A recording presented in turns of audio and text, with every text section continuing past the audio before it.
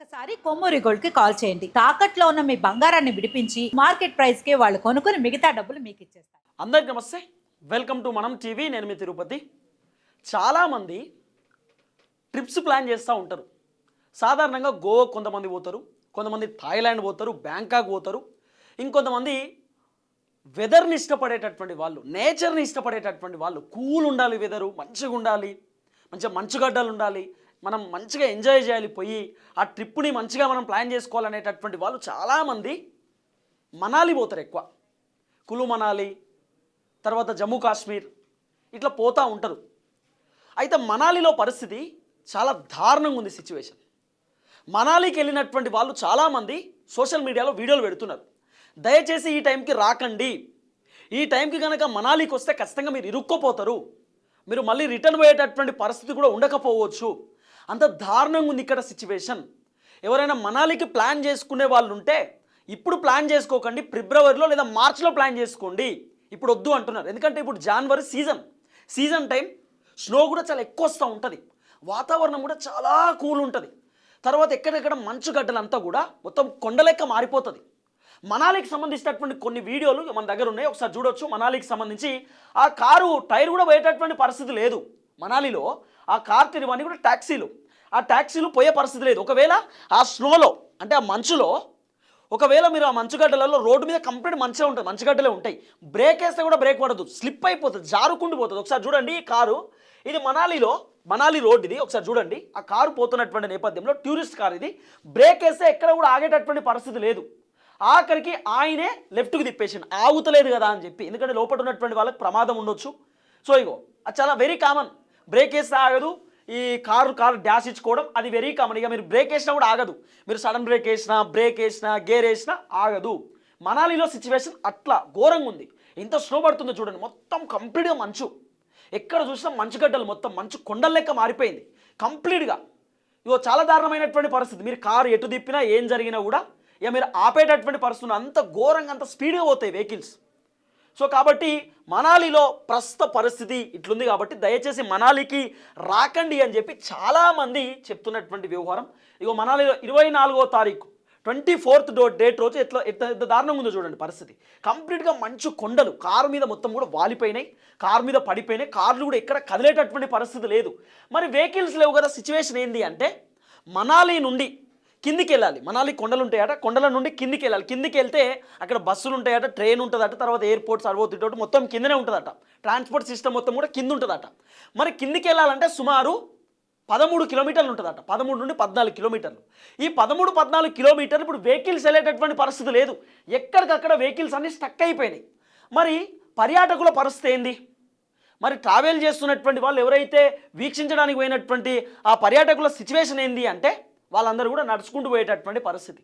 నడుచుకుంటూ పోవడానికి సుమారు 18 to 19 అవర్స్ పడుతుందట, నడుచుకుంటూ పోవడానికి. అందరూ బ్యాగులు పట్టుకొని నడుచుకుంటూ పోయేటటువంటి సిచ్యువేషన్ చూడండి. చాలా దారుణమైనటువంటి సిచ్యువేషన్ ఉంది మనాలిలో, మరీ ఘోరమైనటువంటి పరిస్థితి. సో చాలా క్లియర్గా కొన్ని వీడియోస్ కూడా మన దగ్గరకు వచ్చినాయి. ఎంత ట్రాఫిక్ ఉందో చూడండి మనాలిలో, ఎంత ట్రాఫికో చూడండి. అసలు ఎక్కడ కూడా వెహికల్స్ పోయేటటువంటి పరిస్థితి లేదు, చాలా దారుణంగా ఉంది. మనాలికి ఎవరు రాకండి అని చెప్పి అక్కడికి ఎవరైతే పర్యటనకు పోయినటువంటి వాళ్ళు ఉన్నారో వాళ్ళు చాలామంది చెప్తా ఉన్నారు రాకండి. ఇప్పుడు విజిటర్స్ చాలామంది పోతారు కదా మనాలికి, ట్రిప్ ప్లాన్ చేసుకొని ఫ్రెండ్స్, తర్వాత కపుల్స్, తర్వాత ఫ్యామిలీస్ పోతారు కదా, వాళ్ళందరూ చాలామంది వీడియోలు పెడుతున్నారు. ఇక్కడ సిచ్యువేషన్ అస్సలు బాగాలేదు, మంచు కొండలు మొత్తం కూడా ఘోరంగా ఉన్నాయి సిచ్యువేషన్. ఇక్కడ జేసీబీలతోటి ఆ రోడ్లన్నీ కూడా క్లీన్ చేస్తున్నారు. సో ఇప్పుడు వస్తే మాత్రం ఇరుక్కోపోతారు, ఇబ్బంది పడతారు.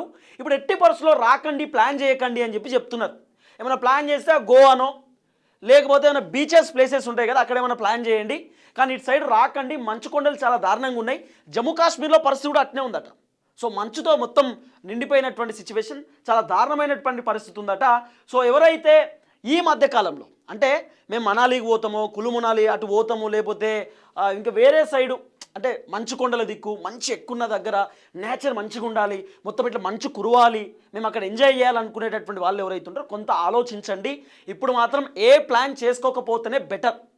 ఎందుకంటే చాలామంది కపుల్స్ అయినా లేకపోతే ఫ్యామిలీ అయినా మేము మంచులో కొంచెం సరదాగా గడపాలి, లేకపోతే మంచులోనే మేము ఎంజాయ్ చేయాలి, అక్కడ మంచు గడ్డలతో ఆడుకోవచ్చు, చల్లగా ఉంటుంది వాతావరణం, వెదర్ బాగుంటుంది అని చెప్పి చాలామంది పోతూ ఉంటారు. కానీ సిచ్యువేషన్ ఎక్కడ కూడా బాగాలేదు. అక్కడ సిచ్యువేషన్ మరీ దారుణంగా ఉంది. పైన మీరు చూడొచ్చు, ఆ పైన సంబంధించినటువంటి ఆ ఏదైతే గృహాలు ఉన్నాయో కంప్లీట్గా ఆ మంచు కొండలతో కప్పి పడిపోయింది. ఇంకోటి ఏంటంటే మంచు ఆ కొండ నుండి జారుతుందట చిన్న చిన్నగా. ఆ మంచు చిన్నగా ఒక రాళ్ళ లెక్క తయారైపోయి కింద జారుకుంటూ వస్తుందట. అట్లా కూడా చాలామంది గాయాలు కూడా అయినాయట. ఇంకొంతమంది అసలు బ్లడ్ కక్కుతున్నారట. ఎందుకంటే చాలామందికి పడదు కదా, అది మొత్తం చల్లగా ఉంటుంది, లోపలికి వెళ్ళిపోతూ ఉంటుంది, అంత ఘోరం ఉంటుంది. ఇక సైనస్ ఉన్నటువంటి వాళ్ళైతే పోకపోతే చాలా మంచిది, ఎందుకంటే ఇంకా ఇబ్బంది అవుతుంది. కాబట్టి ఇదంతా సిచ్యువేషన్ మనాలిలో పరిస్థితి ఇప్పుడు ఏం బాగాలేదు, అంత ఘోరమైనటువంటి పరిస్థితి ఉంది. ఇగో ఇక్కడ వెహికల్స్ అవన్నీ కూడా మొత్తం వెహికల్స్ అంతా ఆగమాగం సిచ్యువేషను, ఏం చేయాలో అర్థం కాని పరిస్థితి. యాక్సిడెంట్స్ వెహికల్స్ అన్ని పక్కన పెట్టేసినారు. అసలు పోయే సిచ్యువేషన్ లేదు, వెహికల్స్ అటు ఇటు తిరిగేటటువంటి పరిస్థితి కూడా లేదు. ఎక్కడికక్కడ వెహికల్స్ మీద అంతా కూడా ఆ మంచు గడ్డలతో కప్పిపడిపోయింది. చూడండి, అసలు వెహికల్స్ మూవ్ అయ్యే సిచ్యువేషన్ లేదు. రోడ్డు మీదనే ఇంతింత కొండలు ఉన్నాయి, రోడ్డు మీదనే ఆ కొండలను పగలగొట్టే పరిస్థితి కూడా ఉండకపోవచ్చు. ఇంకోటి అంటే ఆ మొత్తం ఆ మంచు కొండలు కరిగిపోయి వాటర్ లెక్క తయారవుతున్నది, వాటర్ లెక్క తయారైపోయి నీళ్ళ లెక్క పోతున్నది. ఈ మంచు కొండలు ఒక ప్రమాదం అంటే ఆ వాటర్ ఇంకా ప్రమాదం అంట, వాటర్ స్లిప్ అయిపోతుందట, ఆటోమేటిక్గా వాటర్ అనేది స్లిప్ అయిపోతుందట. ఇంకోటి అంటే ఇదంతా ఘాట్ రోడ్డు మొత్తం ఎత్తుగా ఉండేటటువంటి రోడ్డు.